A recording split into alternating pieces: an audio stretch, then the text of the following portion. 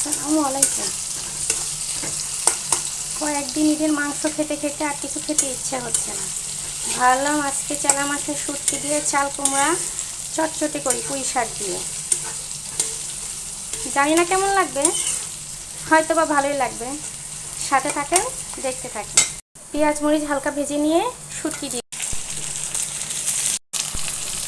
শুটকিগুলো হালকা করে ভেজে নেব পেঁয়াজ মরিচের সঙ্গে।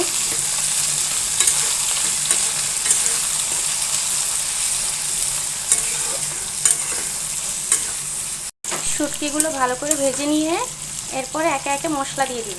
1 চামচের মতন আদা রসুন জিরা একসঙ্গে মশলা দিয়ে দিলাম। 1/2 চামচের কম হলুদ দিব, 1 চামচ মরিচের গুঁড়া, তারপর দিব একটু পরিমাণ জিরার গুঁড়ি, 1 চামচ লবণ, তারপর সামান্য পানি দিয়ে মশলাটা ভালো করে কষিয়ে নেব। অনেকেই অনেকভাবে রান্না করে, আমি এত পাকা রাঁধুনি না, তবুও ট্রাই করি। আমার পরিবারে আমার রান্না সবাই পছন্দ করে, সেভাবেই আপনাদের সঙ্গে শেয়ার করছি। মশলাটা কষানো হয়ে গেছে, যখন তেল উঠে এসেছে তখন দিব একটু পরিমাণ ধনিয়ার গুঁড়ি, তারপরে আর একটু কষিয়ে নেব। শুটকিগুলো ভালো করে কষানো হয়ে গেছে, এখন এর ভিতরে দিয়ে দিব চাল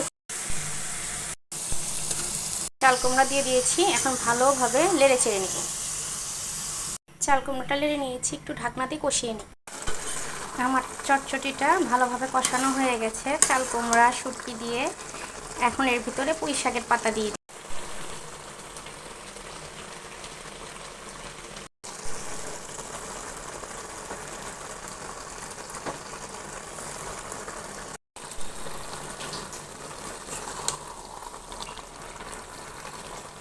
সব কিছু দিয়েই তো সব কিছু রান্না করে খাওয়া যায়, বাট একক ডিস্ট্রিক্টের রান্না একক রকম, একক অঞ্চলে এককভাবে রান্না করে।